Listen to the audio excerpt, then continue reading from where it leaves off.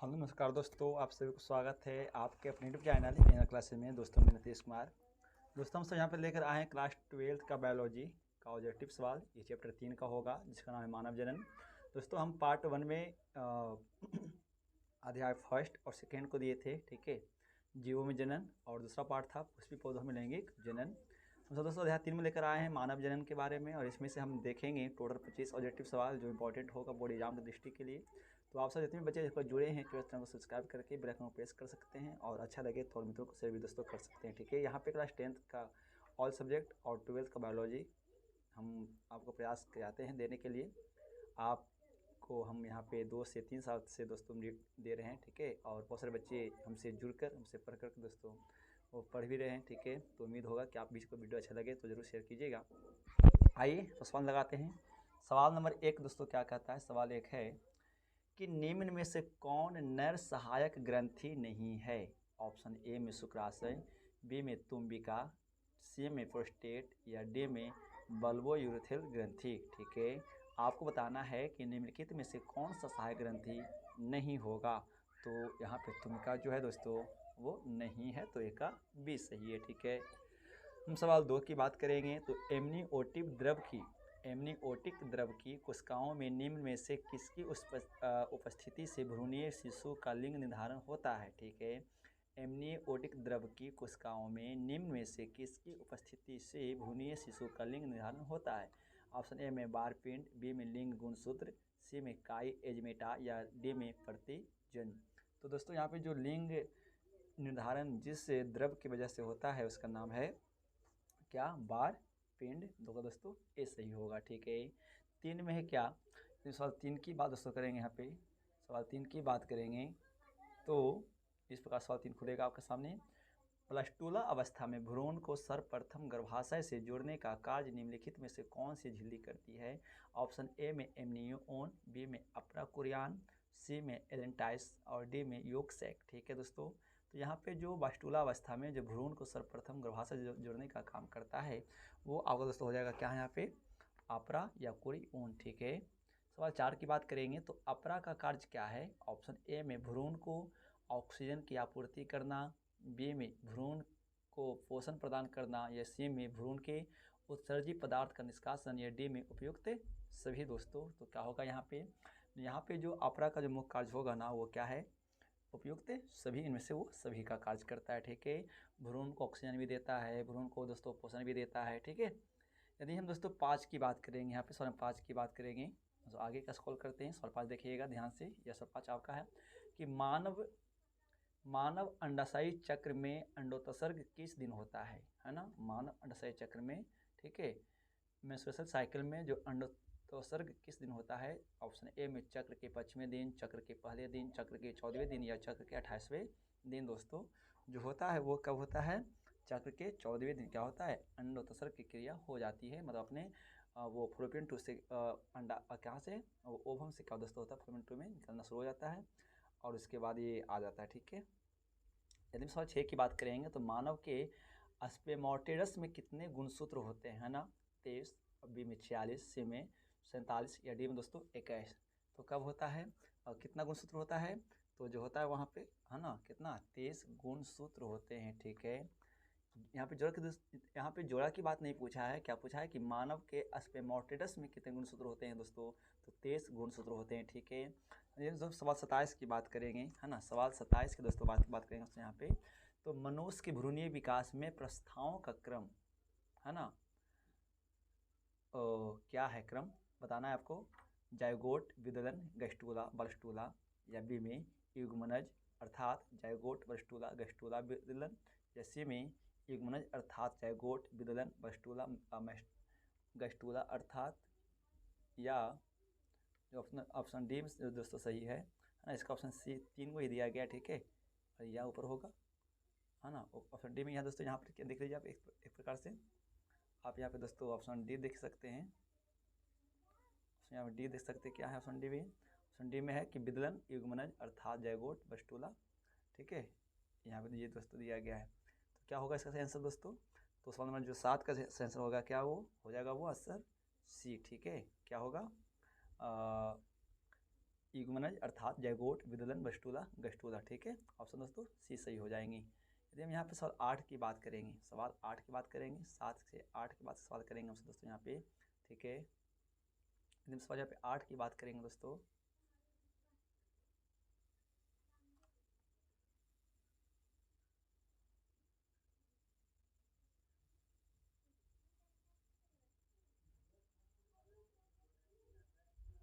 यदि हम सवाल 8 की बात करेंगे, ठीक है, यदि हम सवाल 8 की बात करेंगे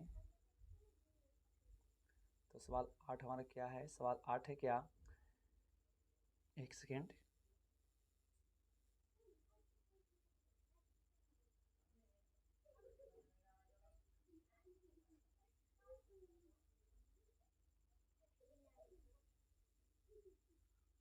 हम सवाल दोस्तों 8 की बात करेंगे यहाँ पे। ठीक है,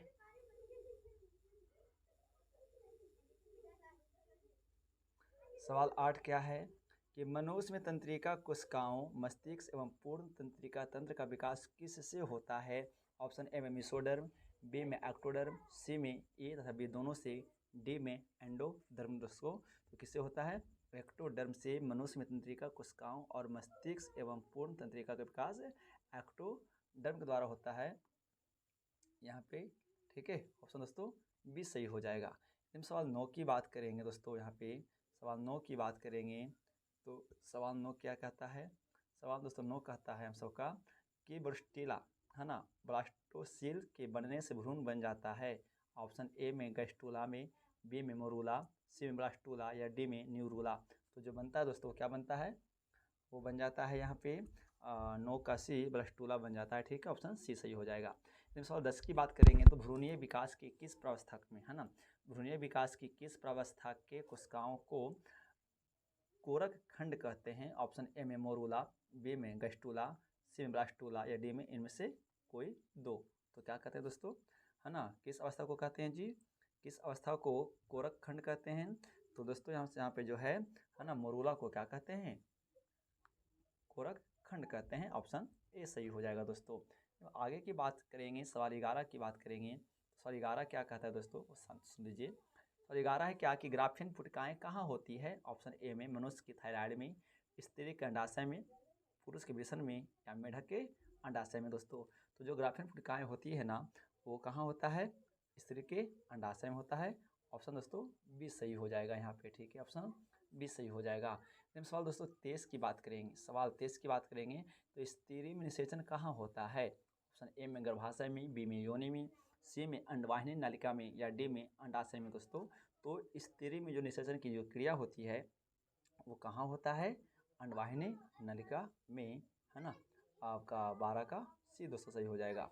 हम सवाल 13 की बात करेंगे तो सर्टोली की कोशिकाएं कहाँ होती है ना, सर्टोली की कोशिकाएं कहाँ होती है। ऑप्शन ए में वृषण में, बी में यकृत में, सी में जठर ग्रंथि में या डी में अंडाशय में। तो कहाँ होता है जी, जो सर्टोली कोशिका दोस्तों कहाँ होता है, वृषण में पाए जाते हैं। ऑप्शन ए सही हो जाएगा। यदि दोस्तों हम सवाल 14 की बात करेंगे तो लेडिग की कोशिकाएं कहाँ पाई जाती है ना, लेडिग की कोशिकाएं कहाँ पाया जाता है। ऑप्शन दोस्तों ए में यकृत में, बी में वृक्कों में, सी में वृषण में या डी अमाशय में। तो जो लेडिग की कोशिकाएं हैं दोस्तों वो पाया जाता है कहाँ पे, वृषण में। दोस्तों ऑप्शन सी सही हो जाएगा। ठीक है दोस्तों, ऑप्शन कौन सही हो जाएगा जी, ऑप्शन सी सही हो जाएंगे यहाँ पे। ठीक है, ऑप्शन सी सही हो जाएगा दोस्तों यहाँ पे। ठीक है, ऑप्शन सी सही हो जाएगा। ठीक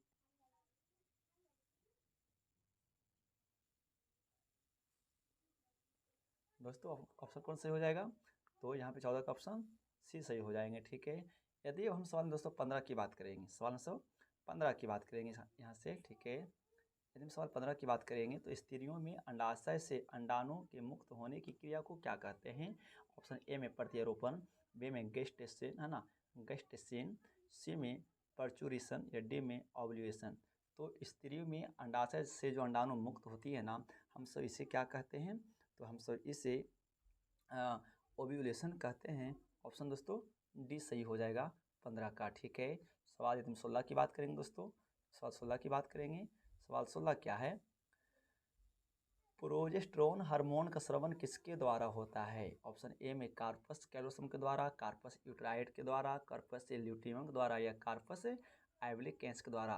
तो जो प्रोजेस्टेरॉन हार्मोन का जो स्रावन होता है वो होता है कार्पस ल्यूटियम के द्वारा। ऑप्शन दोस्तों सी सही हो जाएगा। ठीक है, यदि हम सवाल 17 की बात करेंगे, हम यहाँ दोस्तों सवाल 17 की बात करेंगे तो सवाल 17 में है कि स्त्री में अंडोत्सर्ग के बाद ग्राफियन पुटिका के फट जाने पर कौन सी संरचना बनती है। ऑप्शन ए में कार्पस मैमिली, बी में कार्पस ल्यूटियम, सी में कार्पस एल्बिकेंस या डी में कार्पस कैलोसम। तो यहाँ पे जो स्त्री में जो अंडोत्सर्ग के बाद जो ग्राफियन की फुटका जो फट जाती है और उससे दोस्तों जो संरचना बनती है ना, हम सब उसे क्या कहते हैं, कार्पस ल्यूटियम कहते हैं। ऑप्शन भी सही हो जाएगा। ठीक है, यदि हम 18 की बात करें, सर्टोरी की कोशिकाएं होती है, कैसी होती है। ए में लैंगरहैंस की दीपिकाओं में और ग्लूकागोन का स्रावन करती है, बी में दाएं अलिंद की दीवार में और संकुचन की लहर को प्रसारित करती है, ऑप्शन सी में मनुष्य के अमाशय में और HCl का स्रावन करती है। ये तो हो गई ऑप्शन सी में। ऑप्शन डी में क्या करती है, वृषणों में और विकासशील शुक्राणुओं का पोषण करता है दोस्तों। तो जो सर्टोरी कोशिकाएं जो होती है वो क्या होता है, सवाल 18 की बात करेंगे तो कहाँ होता है, वृषण में होती है और शुक्राणुओं को क्या करता है, वो पोषण करने का काम करता है। सवाल 19 की बात करेंगे तो जो अंडोत्सर्ग किस हार्मोन के नियंत्रण में होता है, TSH, ACTH, FSH और LH और डी में ADH। दोस्तों जो अंडोत्सर्ग का जो नियंत्रण की जो क्रिया होती है, जो हार्मोन पर नियंत्रण होता है ना, हम सब उसे यहाँ पे क्या कहते हैं, FSH और LSH। दोस्तों ऑप्शन सी सही हो जाएगा। यदि हम यहाँ पे सवाल नंबर 20 की बात करेंगे तो पुरुष के वृषणों में नर हार्मोन का स्रावन करने वाली कोशिकाएं कौन सी है। ऑप्शन ए में लेडिंग की कोशिकाएं, बी में सर्टोली की कोशिकाएं, सी में पूर्व शुक्राणु या डी में ये में से सभी। दोस्तों तो क्या हो जाएगा, पुरुष में जो वृषणों में जो नर हार्मोन जो स्रावन करती है वो कोशिका हो जाएगा ए। ठीक है, लेडिंग की कोशिकाएं, ऑप्शन ए सही हो जाएगा। दोस्तों यदि हम सवाल नंबर 21 की बात करेंगे तो मैथुन के समय योनि को चिकना बनाने हेतु एक क्षारित द्रव का स्रावन करने वाली ग्रंथि कौन सी है। काउपर्स, बी में प्रोस्टेट, सी में पेरिनियल या डी में रेक्टल। तो कौन सा है दोस्तों यहाँ पे, तो हो जाएगा क्या, काउपर्स है ना, जो क्या करता है मैथुन के समय योनि को काफ़ी चिकना बना देता है। यदि हम सवाल 22 की बात करेंगे तो शुक्रवाहक उच्छेदन के बारे में निम्न में से कौन सा कथन गलत है। ऑप्शन ए में शुक्रवाहक को काट कर बांध दिया जाता है ना, बी में अनुतकर्मणीय बंध्यता, बी में शुक्राणु नहीं होते, या डी में एपिडिडाइमिस में शुक्राणु नहीं होते हैं।